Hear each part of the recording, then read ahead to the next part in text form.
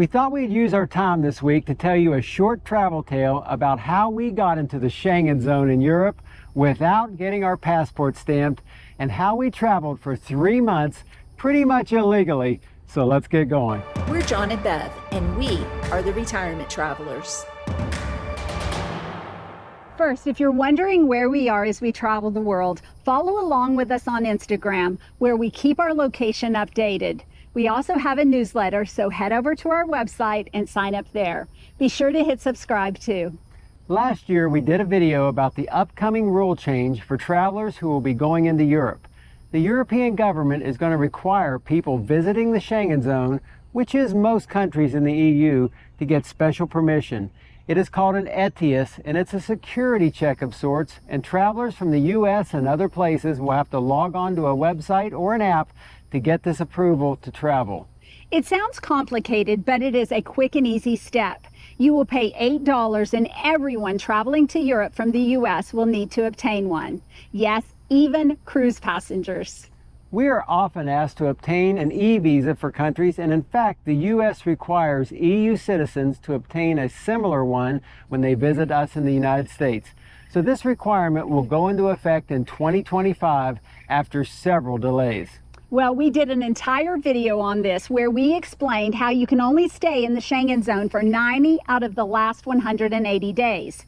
It's important to keep track of your days. We'll post it at the end so that you can watch it next. But it caused someone to write us a question and ask us about another issue traveling in Europe. Usually when we arrive in Europe, we're asked a series of questions about our travels from the immigration counter once we land. Now they're simple questions like where are you going, where are you staying, and how long will you be here? The agents are trained to look for deception, and if you just answer the questions clearly, you'll have no problems. One of our viewers asked the question, and we get it often, what do you do if you don't have an exit ticket when you enter the Schengen Zone? See, many people want to arrive in Europe, travel for 3 months without a plan, and exit from the country that they end up in at the end of their 3 months. When she asked, we couldn't remember exactly what was asked, about our exit ticket, so we promised our viewer that we would listen very carefully and relay our findings. So our plan was to get to the immigration counter, which is the Schengen Zone entry, and listen carefully. Yes, well, last year we traveled from Calgary to Ireland, which is not in the Schengen Zone, even though it is an EU country. We stamped into Ireland. Now, after visiting Northern Ireland and Scotland, which is not in the Schengen Zone either, we flew to the Faroe Islands after stamping out of the UK. Because the Faroe Islands is part of Denmark, but not part of the Schengen Zone, we stamped in and out when we left the Faroe Islands. Now, at this point, we hadn't needed an EU stamp. Our plans were to fly to Bergen, Norway directly, but our flight got rerouted and we had to fly to Copenhagen, Denmark, and change planes before heading to Bergen. Now, when we landed in Copenhagen, we think we should have stamped in. But because the Faroe Islands is officially part of Denmark, we think they treated us like we were on a domestic flight.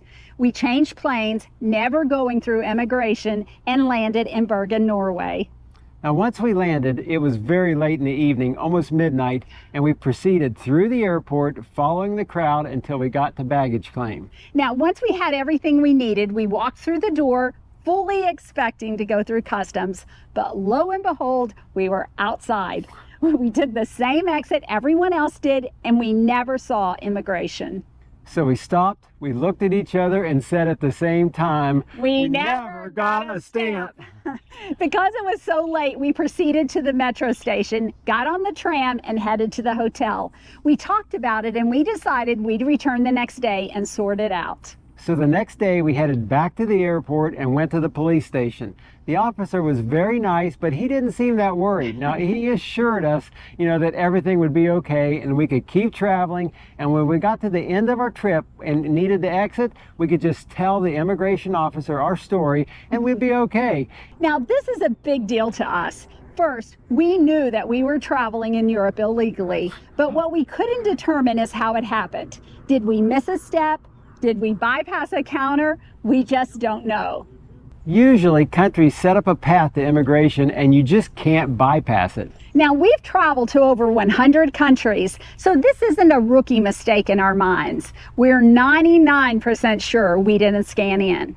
We know how to go through biometric readers, and we understand that this is our scan in. But in this case, we didn't do that. Maybe someone out there can tell us what we did wrong. We'd really like to know. So we continued with our plans. We traveled for almost 3 months, and our plan was to exit the Schengen Zone when we traveled through the Middle East. But the war broke out in Israel and our plans changed. We were unable to travel to Israel and Jordan, so we hopped on a repositioning cruise that took us back to the United States. Because we exited the zone on a cruise, we never actually spoke to an immigration officer. We assumed that the cruise line registers their manifest and we were on it. So we don't have a crazy ending, just a story, and we still don't know what happened. So, to our viewer who asked the original question about the exit ticket, we don't have a clear answer for you. We believe that we do get asked about our travel plans, but we've never had to show an exit ticket. We always tell our plans, and that's what we remember. Now, if you have a thought about this or you can explain how we did this, please leave it in the comments. We hope you enjoyed this little tale, and we'll catch you next time. Be sure to hit subscribe and follow along on our retirement journey around the world.